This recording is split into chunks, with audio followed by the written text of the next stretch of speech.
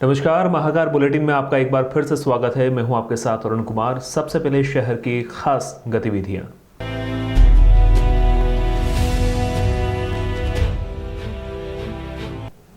महाकालेश्वर मंदिर में विस्तारीकरण कार्य के दौरान 17 मकानों को चिन्हित किया गया था। इन्हें 7 दिन पहले नोटिस भी दिया गया था और अब इनका अधिग्रहण शुरू हो गया है।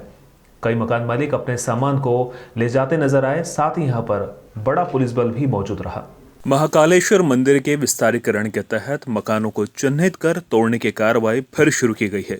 मंदिर के पास 17 मकानों का अधिग्रहण शुरू कर दिया गया है। उज्जैन के विश्व प्रसिद्ध महाकाल मंदिर के विस्तारीकरण का कार्य चल रहा है। मंदिर वन प्रोजेक्ट के अंतर्गत महाकाल मंदिर का विस्तारीकरण का कार्य किया जा रहा है। इस विस्तारीकरण के चलते आज महाकाल मंदिर क्षेत्र के 17 मकानों को 7 दिन पहले नोटिस दिया गया था। नोटिस की समय सीमा समाप्त होने के बाद आज सुबह जिला प्रशासन द्वारा कार्रवाई करते हुए 17 मकानों को जमींदोज किया गया है।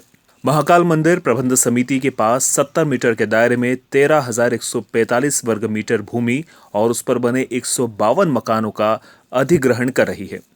प्रथम चरण में महाकाल मंदिर के सामने बने 11 मकान और त्रिवेणी संग्रहालय से 4 धाम मंदिर पहुंच मार्ग के बीच बने 11 मकानों के अधिग्रहण की कार्रवाई की गई थी। मामले की जानकारी देते हुए उज्जैन कलेक्टर ने बताया कि महाकाल मंदिर विस्तारीकरण के तहत कार्यवाही की जा रही है। इस जगह पर सीवरेज लाइन और नाला बनाया जा रहा है। इसको बनाने के लिए क्षेत्र के 17 मकानों को तोड़ा जाना है। 5 मकान में रहने वाले लोगों को नगर निगम की मल्टी में शिफ्ट कर दिया गया है। इस प्रोजेक्ट को महाशिवरात्रि तक पूरा किया जाएगा ताकि इंदौर से आने वाले दर्शनार्थी महाकाल तक आसानी से पहुंच सके और वाहनों की पार्किंग भी व्यवस्थित हो सके। रोड से इस महाकाल पथ को मिलाने के लिए जो बेगम बाग रोड थी, जिसपे कि हम लोगों ने कुछ अतिक्रमण भी हटाया था और साथ में नाले को और सीवर लाइन को हम लोगों ने डाला है वहाँ पर, तो उस पर बाउंड्री वॉल बनाकर उसको सीधा करने के लिए लगभग 17 मकान बाधक बन रहे थे। उन 17 मकानों के ऊपर अतिक्रमण हटाने की कार्रवाई आज करी गई है। 5 मकान ऐसे हैं जो पूरी तरीके से इसमें गए हैं। उनको हम लोगों ने जो नगर निगम के पुराने मल्टी बनी हुई है उनमें फ्लैट भी दिए हैं। बाकी जो आंशिक रूप से गए हैं उनको किसी प्रकार का मुआवजा नहीं दिया गया है और हमारी योजना है कि इस प्रोजेक्ट को भी महाशिवरात्रि के आसपास ही हम लोग कंप्लीट करेंगे, जिससे कि इंदौर रोड से आने जाने वाले लोग भी महाकाल पथ में शामिल हो पाएंगे। उज्जैन में आईआईटी इंदौर का कैंपस खुलने जा रहा है, तो साथ ही उज्जैन इंदौर की मेट्रो ट्रेन का सर्वे भी कराया जा रहा है। ये जानकारी पत्रकार वार्ता में डॉक्टर मोहन यादव ने बताई। प्राचीन वैभवशाली ज्ञान परंपरा के अनुरूप मालवा क्षेत्र के उज्जैन को प्रौद्योगिकी और ज्ञान विज्ञान के रूप में एक प्रमुख शिक्षण केंद्र के रूप में स्थापित करने के लिए प्रयास किए जा रहे हैं।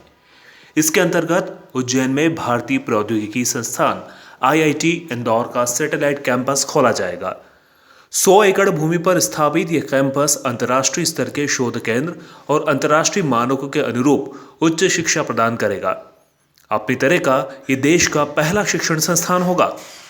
रोजगार और स्वरोजगार के प्रोत्साहन में भी यह कैंपस महत्वपूर्ण भूमिका अदा करेगा। ये जानकारी प्रदेश के उच्च शिक्षा मंत्री डॉक्टर मोहन यादव ने एक पत्रकार वार्ता में दी। इस अवसर पर सांसद फिरोजिया एवं पूर्व मंत्री एवं उज्जैन उत्तर विधायक पारस जैन भी उपस्थित थे। पार्ट मैंने इसलिए कर दिया कि एक बार और इस पर डिटेल बात करेंगे अलग अलग प्रकार से कि उज्जैन के अंदर जो जो पेंडिंग, जैसे उदाहरण के लिए 4000 मजदूरों का जो पेमेंट का मसला था, माननीय बालाजी भाई साहब हमने विधानसभा में धरना का फंड लगाया था और ब्रिज उनके निपटारे के लिए, तो अभी 8 और 9 नंबर के 2 बड़े भूखंड बेच करके लगभग 100 करोड़ से ज्यादा धनराशि के लिए उनको लगा दिया। तो जो उनका पेमेंट पेंडिंग है, पहली बार एक टेंडर लगाया था तो एक में 80-90 करोड़ ही आ रहे थे, उनको पेमेंट 100 करोड़ देना था। डॉक्टर यादव ने बताया कि हाल ही की केंद्रीय शिक्षा राज्य मंत्री डॉक्टर सुभाष सरकार से उज्जैन की खगोल विज्ञान, संस्कृति और ज्ञान विज्ञान की विरासत को दृष्टिगत रखते हुए शिक्षण संस्थान खोले जाने की आवश्यकता पर चर्चा की थी। उन्होंने बताया कि आईआईटी इंदौर ने सैटेलाइट कैंपस की स्थापना के लिए प्रारंभिक डीपीआर तैयार की है। यह कैंपस हर दृष्टि से पूर्ण होगा और प्रशासनिक अकादमिक निर्णय के लिए स्वतंत्र होगा। कैंपस में छात्रावास और शिक्षकों के लिए आवास भी होंगे। यहाँ पर अंतर्राष्ट्रीय स्तर की शोध सुविधाएं एवं पाठ्यक्रम संचालित किए जाएंगे। यह उज्जैन इंदौर की औद्योगिक इकाइयों के लिए रिसर्च भी करेगा। प्रारंभिक चरण में 4 राष्ट्रीय स्तर के शिक्षण केंद्र और इंडस्ट्रियल रिसर्च पार्क खोले जाने का प्रस्ताव है। एक उद्योगपुरी विक्रम उद्योगपुरी में मेडिकल डिवाइस पार्क की स्थापना जो होने जा रही है, जिसमें 300 एकड़ ज़मीन लगेगी। भविष्य में जो 4 मेडिकल डिवाइस पार्क माननीय मोदी जी ने घोषणा की है, माननीय मुख्यमंत्री जी के प्रयास से एक चौथा उज्जैन में बनने वाला है, जिसके माध्यम से मेडिकल साइट के सभी प्रकार के उपकरण उज्जैन में बनेंगे। जो अभी तक जापान, ताइवान और चाइना में मिलते थे, वो हमारे यहाँ मिलेंगे। इसके बाद हमारे जो 4 लेन, एयरपोर्ट, रेल कनेक्टिविटी, ये सारी कनेक्टिविटी, इन सब के कारणों से बहुत सारे विकास की संभावना रहेगी। सभी प्रकार के एकेडमिक और हेल्थ के नए नए प्रोजेक्ट यहाँ आ रहे हैं। उम्मीद कर रहे हैं कि इन सारे कामों के प्रोजेक्ट पूरे होने के बाद इंदौर के लिए भी हमारी 3 तो रेल की सुविधा 3 रोडों से हम जा सकेंगे। वर्तमान में डबल लाइन देवास उज्जैन का है, एक हमारा फतेहाबाद का ट्रैक चालू हुआ है, तीसरा मेट्रो का एक प्रोजेक्ट माननीय मुख्यमंत्री ने सर्वे करने के लिए बोला है। 2 राजमार्ग हैं और 2 सामान्य मार्ग हैं। 4 मार्ग हमको देवास से उज्जैन के मिलने वाले हैं। मैं उम्मीद कर रहा हूँ इन सब के माध्यम से उज्जैन की दशा बदलेगी। वहीं सांसद अनिल फिरोजिया ने बताया कि उज्जैन धार्मिक एवं पर्यटन नगरी है। उज्जैन, इंदौर, भोपाल प्रथम फेज में मेट्रो संचालन प्रस्तावित है। आगामी सिंहस्थ 2028 को ध्यान में रखते हुए उज्जैन इंदौर मेट्रो ट्रेन संचालन की अत्यंत आवश्यकता है। इससे आवागमन में सुविधा होगी एवं उज्जैन में पर्यटन को बढ़ावा मिलेगा। राष्ट्रीय राजमार्ग के तहत उज्जैन आगर झालावाड़, उज्जैन देवास, उज्जैन गरोठ, उज्जैन बदनावर सड़क मार्ग स्वीकृत करवाया गया है। इस पर लगभग 5,602 करोड़ रुपए का व्यय होगा। प्रधानमंत्री आवास योजना के अंतर्गत उज्जैन शहर में 10,053 प्रधानमंत्री आवास मकान स्वीकृत किए गए हैं। स्मार्ट सिटी के अंतर्गत 57.50 करोड़ रुपए के 26 कार्य करवाए जा रहे हैं। 317 करोड़ रुपए से अधिक की लागत से प्रधानमंत्री सड़क योजना के तहत सड़कों व पुलियों के कार्य स्वीकृत एवं कई कार्य पूर्णता की ओर हैं। 100 करोड़ से अधिक की राशि से सड़कों का जाल लोक निर्माण विभाग के माध्यम से प्रचलित एवं पूर्ण हो चुके हैं। आज जो प्रेस कॉन्फ्रेंस रखी थी उसमें माननीय मोहन यादव जी, हमारे विधायक माननीय पारस जी जैन और मैं यहाँ उपस्थित थे। उज्जैन में क्या क्या विकास कार्य हो रहे हैं और क्या क्या होने वाले, क्योंकि हमारा सबका जो सपना है कि एक तो उज्जैन को एजुकेशन हब बनाना, और आज उसी तारतम्य में IIT का यहाँ पे एक प्रोजेक्ट हमारा सेंक्शन हुआ है जो बहुत जल्दी मूर्त रूप लेने वाला है। उसके विषय की जानकारी देना थी मीडिया के माध्यम से जनता को। दूसरा, हमारी सबसे पहली डिमांड थी मेट्रो उज्जैन इंदौर मेट्रो प्रारंभ करना। जब ये विधानसभा में पटल पे आया था, जब मैं विधायक हुआ करता था, तब भी मैंने बोला था। उस टाइम हमारे उज्जैन को ये इंदौर, भोपाल और ग्वालियर जोड़ा था, इसमें उज्जैन नहीं था। हमने प्रयास करके मेरे आग्रह पे माननीय मुख्यमंत्री जी ने इसको उज्जैन को फर्स्ट फेज में जोड़ा, और सतत प्रयास करते हुए आज माननीय मुख्यमंत्री जी ने घोषणा करी है कि इसका हम सर्वे, मेट्रो का सर्वे करा रहे हैं, क्योंकि 2028 तक सिंहस्थ है, तब तक यह मेट्रो प्रारंभ हो जाएगी, जिससे तीर्थयात्री दर्शनार्थियों को बहुत सुविधा होगी। और माननीय मुख्यमंत्री का सपना है कि उज्जैन को धार्मिक पर्यटन बनाना, तो उसमें भी मेट्रो का एक बहुत बड़ा योगदान हो जाएगा, क्योंकि ब्रॉड गेज इंदौर उज्जैन का ब्रॉड गेज हो गया है, मेट्रो हो जाएगी और मतलब सड़क मार्ग, तो ये 3-3, 4-4 ट्रैक हमको उज्जैन इंदौर का व्यापार भी बढ़ेगा, तीर्थयात्री दर्शनार्थी आते हैं उनको भी सुविधा मिलेगी। विश्व प्रसिद्ध महाकालेश्वर मंदिर में प्रतिदिन लगातार यहां पर भीड़ बढ़ती हुई नजर आ रही है। तकरीबन 50,000 श्रद्धालु रोजाना यहां पर दर्शन कर रहे हैं। इधर ओमिक्रॉन संक्रमण भी अपने पैर फैलाता हुआ नजर आ रहा है। गर्भगृह में प्रवेश तो पहले ही रोक दिया गया था, अब 30 दिसंबर से 3 जनवरी तक भस्मारती के साथ ही गर्भगृह में प्रवेश फिर से रोक दिया गया है। विश्व प्रसिद्ध महाकालेश्वर मंदिर में नए साल की शुरुआत में बड़ी संख्या में श्रद्धालु पहुंचते हैं। मंदिर प्रबंध समिति ने 30 दिसंबर गुरुवार से अगले सोमवार यानी 3 जनवरी तक गर्भगृह में श्रद्धालुओं के प्रवेश पर रोक लगा दी है। देखिए जी, आप लोगों को सभी को मालूम है कि मध्य प्रदेश सरकार ने जो है शाम का कर्फ्यू लागू कर दिया है, रात्रि को 11 बजे से सुबह 5 बजे तक। तो उस संदर्भ में भस्मारती में श्रद्धालुओं का प्रवेश अभी निषिद्ध है, वो नहीं आ पाएंगे क्योंकि समय नहीं है। दूसरा, अभी जैसे नववर्ष के समय जो अंग्रेजी नववर्ष है, इस समय काफ़ी बड़ी संख्या में श्रद्धालु आते हैं, और सुरक्षा की दृष्टि से जो सक्षम प्राधिकारी हैं उन्होंने ये निर्णय लिया है कि 30 दिसंबर से 3 जनवरी यानी केवल 5 दिन श्रद्धालुओं का प्रवेश गर्भगृह में और नंदी हाल में प्रतिबंधित रहेगा। और आप जानते हैं कि सभी श्रद्धालु हमसे सहयोग करते हैं और किसी प्रकार की कोई परेशानी नहीं आएगी। बाकी सभी व्यवस्थाएं हैं, श्रद्धालुओं की सुरक्षा की और सभी अन्य इंतजाम है। आप सभी पधारें। आपके चैनल के माध्यम से मैं सभी का स्वागत करता हूं। जय श्री महाकाल। मंदिर समिति द्वारा इस संबंध में सोमवार को आदेश जारी किए गए हैं। इन 5 दिनों में परंपरागत पूजा में सम्मिलित होने वाले पुजारी, पुरोहित, प्रतिनिधि, ऑन ड्यूटी कर्मचारियों को छोड़कर अन्य किसी भी व्यक्ति का गर्भगृह एवं नंदी हॉल में प्रवेश पूर्णतः प्रतिबद्ध रहेगा। कलेक्टर आशीष सिंह ने बताया कि श्रद्धालुओं की अत्यधिक संख्या को देखते हुए ये निर्णय लिया गया है। सभी श्रद्धालु नंदी मंडपम के पीछे गणेश मंडपम के बैरिकेड से ही दर्शन कर पाएंगे। जी हाँ, अभी ख़ासतौर पर 25 तारीख के बाद में जिस तरीके से श्रद्धालुओं की संख्या बढ़ी है और नए साल में और ज़्यादा बढ़ने की संभावना है, इसको देखते हुए 30 दिसंबर से लेके 3 जनवरी तक जो सोमवार का दिन है, न केवल गर्भगृह बल्कि नंदी हॉल भी प्रवेश के लिए प्रतिबंधित रहेंगे, जिससे कि जो आम श्रद्धालु हैं वो भली भांति सुगमता से दर्शन करके जा सके। उज्जैन में लंबे इंतजार के बाद में नगर कार्यकारिणी की घोषणा कर दी गई है। पार्टी में जो संविधान तय है, लंबे इंतजार के बाद भी उससे अधिक संख्या बल में पदाधिकारी नियुक्त किए गए हैं। देर रात को जारी हुई सूची में नवीन कार्यकारिणी में 11 उपाध्यक्ष एवं मंत्री बनाए गए हैं। कार्यकारिणी में विभिन्न गुटों को संतुलन करने की कोशिश की गई है। साथ ही सिंधिया समर्थकों को भी स्थान दिया गया है। दरअसल लंबे इंतजार के बाद भारतीय जनता पार्टी की नगर कार्यकारिणी की घोषणा सोमवार रात को की गई। इसमें 3 महामंत्री विशाल राजौरिया, संजय अग्रवाल, सत्यनारायण खोयवाल बनाए गए हैं। इनके अलावा 11 उपाध्यक्ष एवं मंत्री बनाए गए हैं। गुटीय संतुलन का ध्यान रखने के साथ ही कांग्रेस से बीजेपी में आए 6 नेताओं को भी स्थान दिया गया है। भाजपा में नगर अध्यक्ष की घोषणा 2 वर्ष पहले हो चुकी थी, लेकिन पदाधिकारियों के नामों को लेकर समन्वय और तालमेल नहीं बनने की वजह से नगर कार्यकारिणी की घोषणा लंबे समय से अटकी हुई थी। नगर अध्यक्ष विवेक जोशी ने सोमवार देर रात इसकी घोषणा कर दी।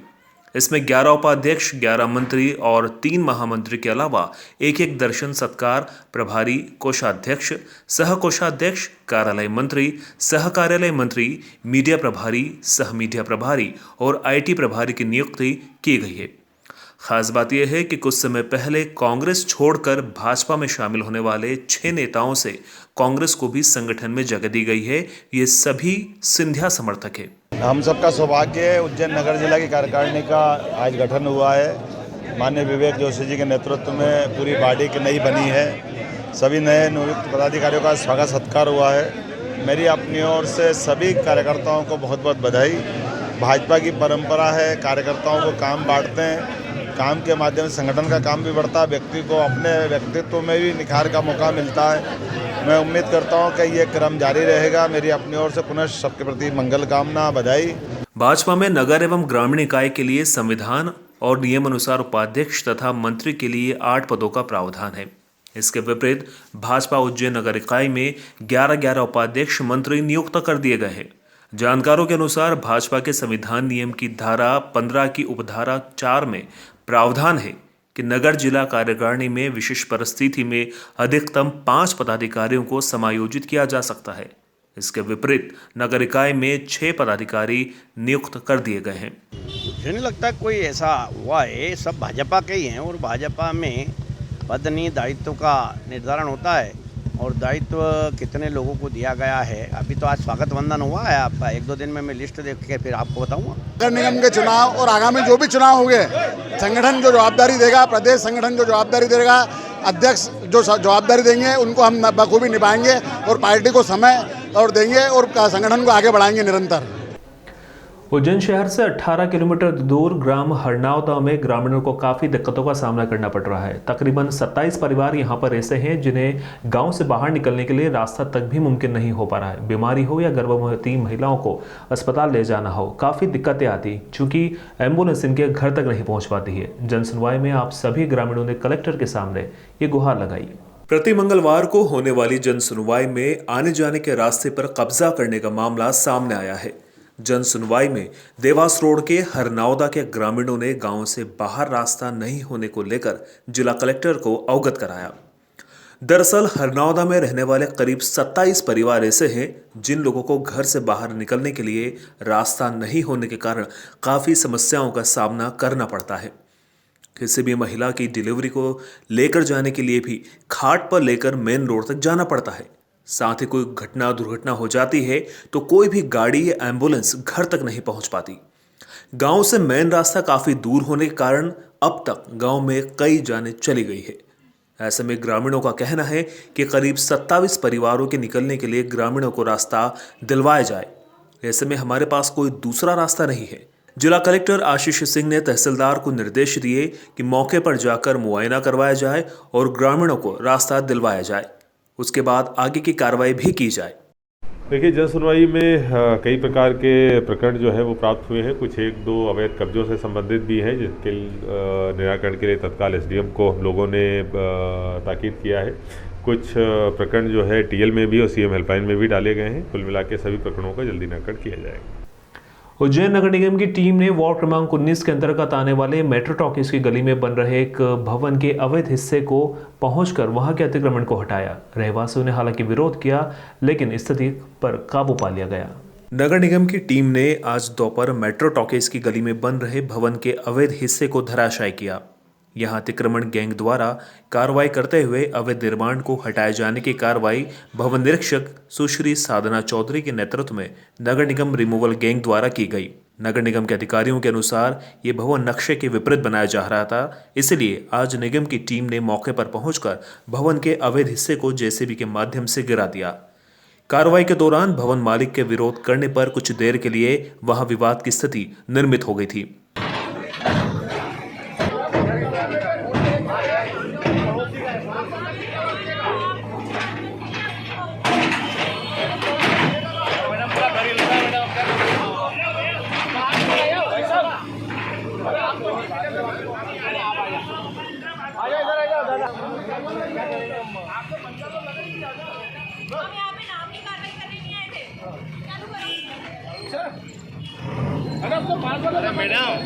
मैडम जी तो इनसे बात कर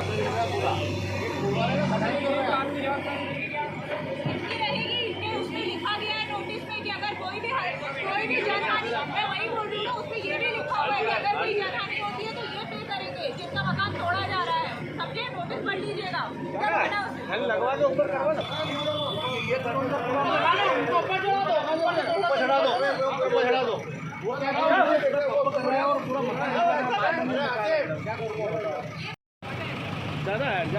भैया इधर आ जाओ। अधिकारी से बार-बार मैडम के पास क्यों जा रहे हो? वो बात कर लो।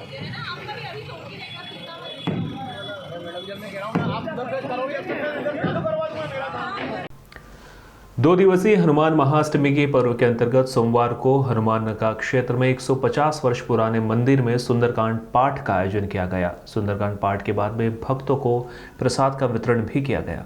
उज्जैन में हनुमान अष्टमी के पावन पर्व के उपलक्ष्य में हनुमान नाका स्थित 150 वर्ष पुराने दक्षिणमुखी हनुमान मंदिर में सुंदरकांड के पाठ का आयोजन किया गया। सुंदरकांड के बाद महाआरती और प्रसादी का वितरण किया गया। यहां महाआरती के दौरान बड़ी संख्या में बाबा के भक्त उपस्थित थे।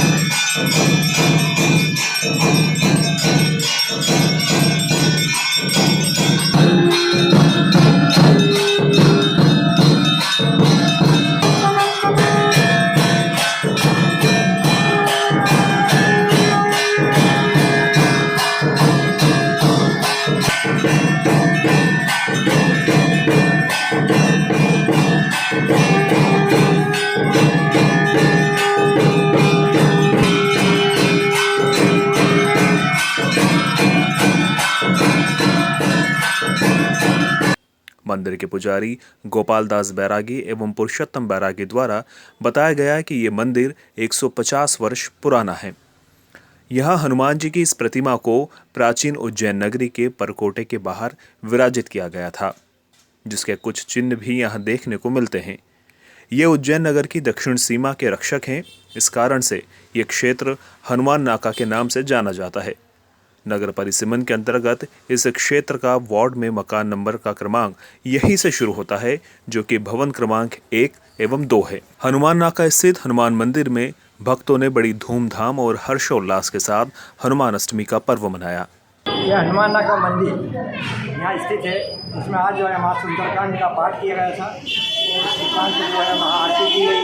इसके उपरांत जो है प्रसाद वितरण भी हुआ। और मंदिर काफ़ी पुराना प्राचीन है, 100-150 वर्ष पुराना प्राचीन मंदिर। दक्षिणमुखी हनुमान जी है।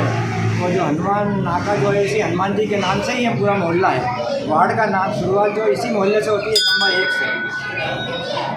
क्या क्या आयोजन हुआ आज? तो सुंदरकांड का पाठ हुआ और भजन हुए और उसके बाद जो है प्रसादी वितरण हुआ, आरती। महाकाल टुडे की बुलेटिन में फिलहाल इतना ही। आप चलते रहिए महाकाल टुडे के साथ।